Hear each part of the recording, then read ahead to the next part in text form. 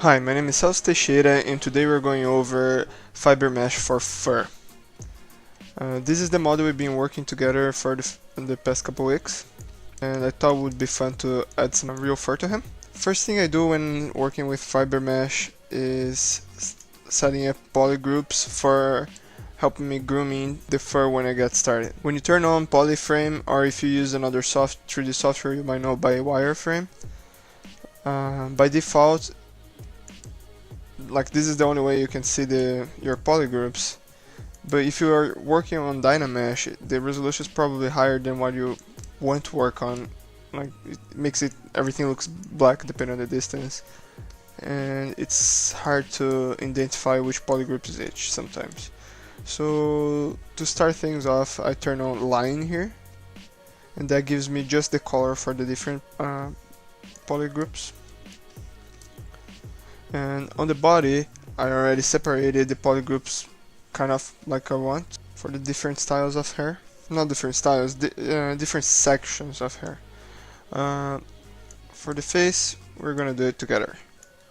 So there is some polygroups here already, but those are like they were already there. They are from like I started this, like the head was a sphere, and I had another couple of spheres for eyes and the ears. So that's why they are already different polygroups. So I'm gonna keep the ears as a separate polygroup, but the eyes are not quite as I wanted them to be. So by holding Ctrl and Shift and tapping on the mesh, you're isolating that part. I'm gonna turn on solo, so the head is the only thing we see. That's the only subtool we need to see now. So I'm gonna tap again and it's gonna hide that one, and tap again on the eyes. So I have the ears isolated, so I'm reverting the selection by dragging Ctrl Shift drag outside of the model, and anytime you press Ctrl W, you're gonna make your mesh into a new polygroup. The whole thing, everything that's visible or anything that's masked. Ctrl Shift becomes a new polygroup. So as it works on anything that's masked, that's how I'm gonna make the eyelids into a new polygroup. So by the way, I have if you hold Ctrl for masking and you tap on the brush settings, you're gonna have different masking brushes here, and the mask lasso is the one I'm gonna use for this, or you can, by default is mask pen. I think this one is also fine. So just hold Control. I went a little bit over, so Control Alt to clear mask when you paint, and Ctrl W to make that into a new polygroup.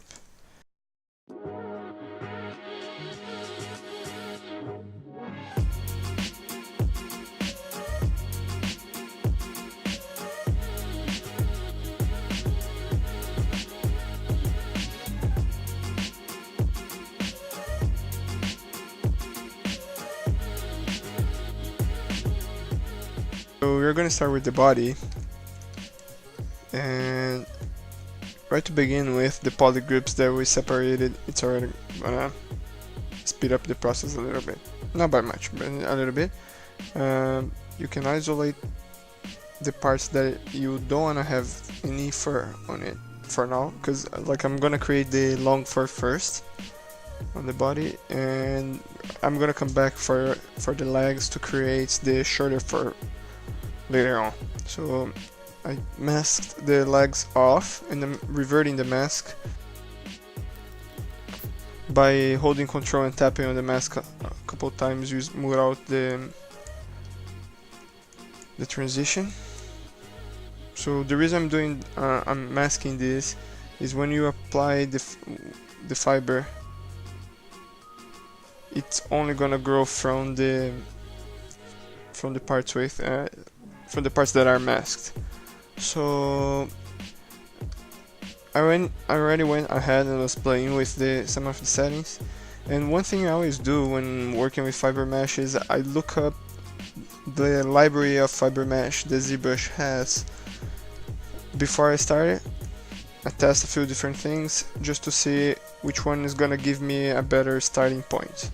So if you click on Lightbox Fibermesh, it's gonna give you a bunch of pre-established settings that you can start your workflow from. I think this one may fit the RAM better than any other one on this library. Like nice curly hair. Just taking another look, seeing if there isn't anything else that I would like to try. What is this? This is kind of cool. Yeah, let's start with this one. So first thing, click on modifiers, and first thing that comes to mind is it's way too long. So okay, can reduce the length. Wow.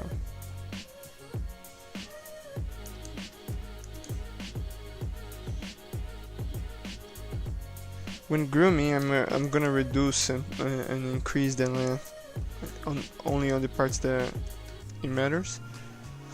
But for now, it's good to have a good overall. Another thing that's pretty obvious is I don't have enough hair, so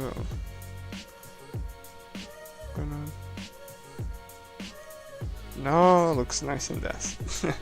Maybe way too dense. Only a render can tell me. Alright, so I think the density is fine now. Let's see. Because the curly hair grows like out more than down. I'm not gonna go crazy on the gravity. Well, I think overall this is already a good starting point for the body. So I'm just gonna go ahead and click on accept. Okay, yeah, I'm gonna say yes and activate fast preview just so it's a little bit faster to work with.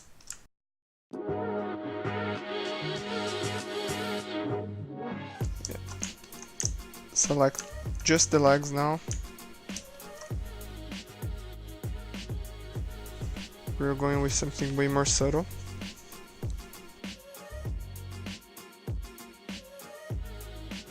Okay, the short wavy hair.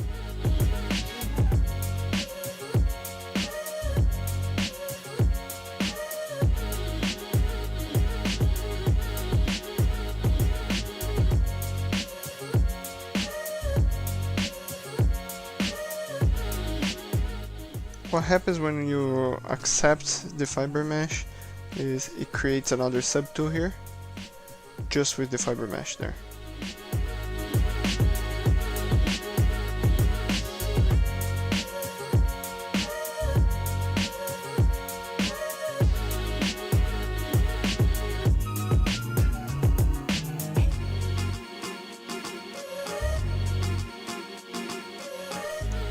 Okay, so now I'm gonna isolate the parts that I don't wanna have any hair.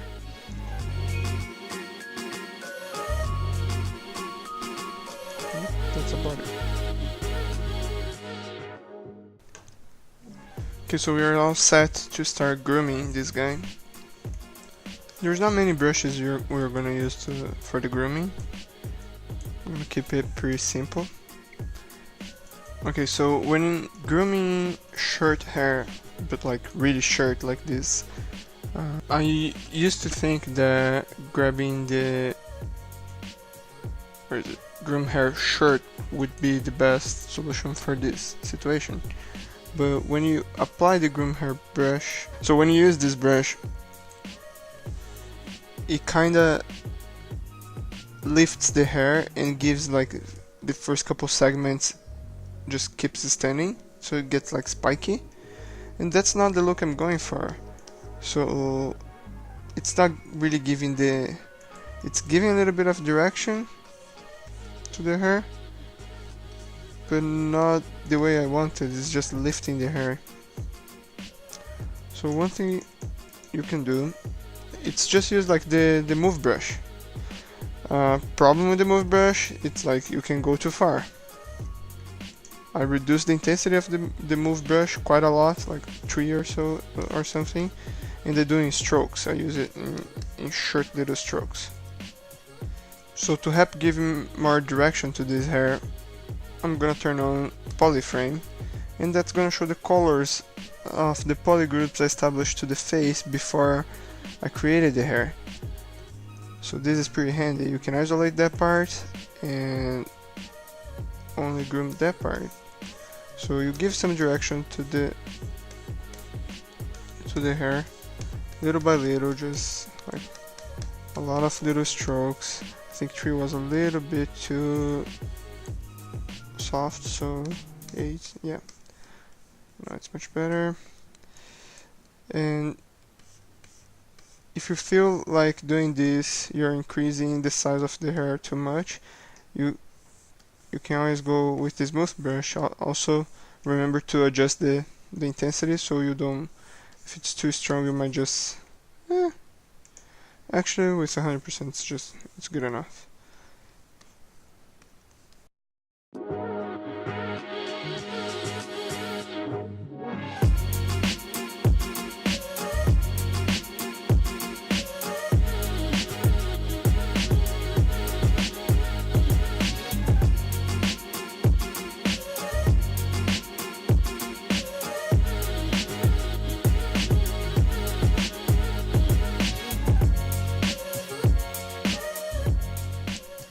Okay, so another brush, the set of brushes actually that also works well with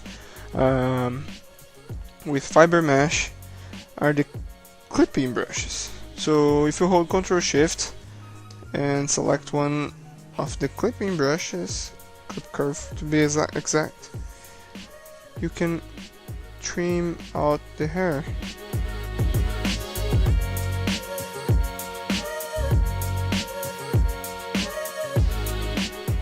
And now to the big volume. Because this one with the settings, just by the settings, already has like the nice curly feeling that I want, I'm just gonna push away from parts. So turn symmetry on, and I'm just gonna push away from parts that I don't intend to have any, like it's going through the head here.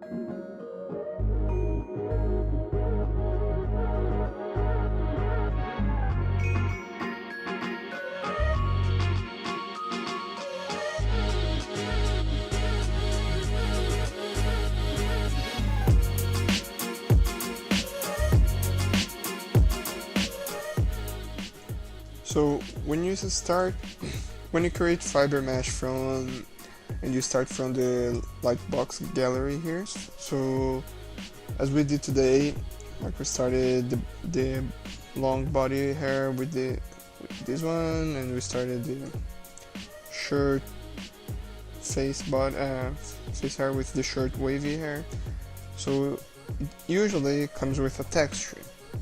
And if you want to color the hair afterwards, you're gonna find yourself, let's use just the standard brush. Remember to turn off Z ads and turn on RGB. And just I'll try with 100% just to show. You can see I have the hair selected here, but nothing happens. And that's why, that's because it has a texture assigned to it. So if you turn off the texture and go again, now you can actually color that hair. So why would I try to color the hair if I already had a nice texture to it. Well, in this case, main reason, well, most cases the color is not gonna be specifically the color that you intended, the one that comes with the one from the library. And second of all, I use two different hairs and from the gallery, and they have two different textures assigned to it. Actually, this one has no texture assigned to it. That's good.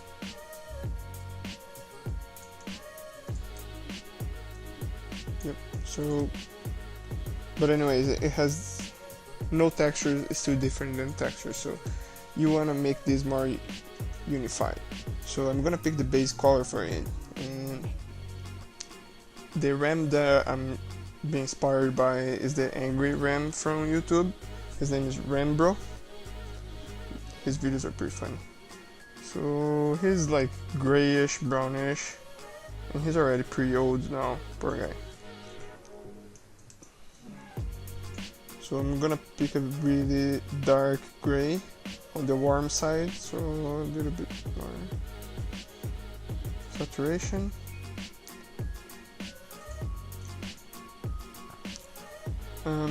I have like the fill object tab here, button here. You might have noticed I use a custom UI to speed up my work. You can find the fill object under color, fill object. I just place that here so it's more convenient. It's close to the colors. I choose the color and the fill object with it. So I'm gonna do that to all the hair parts. Okay, so now I have like a pretty unified color to start as a base color, and I'm just gonna use the normal standard brush to color it.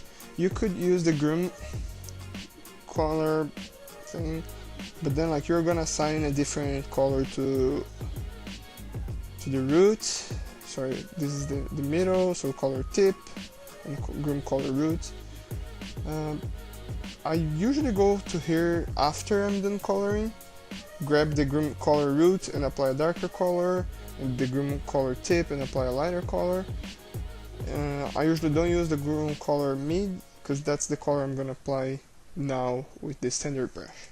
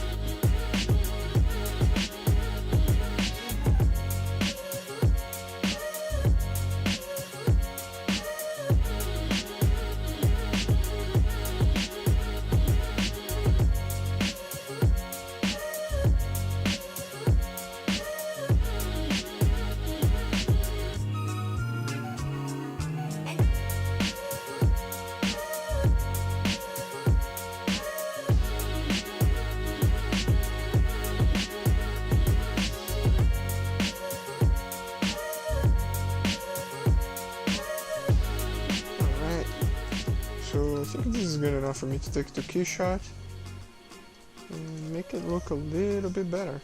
I'm pretty happy with this. It's my first attempt of doing something as I talk about what I'm doing, and I think it didn't affect my progress that much. I didn't try to do anything highly detailed for this first time, because it's the first time after all, and I think I was able to achieve something that looks okay and cartoonish and serves the purpose of teaching you, at the same time showing like that those are actually the techniques I use when I'm making the characters, not just I'm not just showing in a sphere or anything, I'm actually showing as I'm doing something with it. So that was the intent of making tutorials for me, and I hope you like. I hope you're enjoying this series. Well, I'm gonna be doing one stylized likeness of a famous person a day for the whole month of December, and I'll be trying to post one tutorial a week from now on forever. So probably next month you're gonna be seeing some more like how to capture likeness, some things more artistic than technical. I hope to see you there, and if you like those series, please subscribe to the channel, like the video, and see you next time.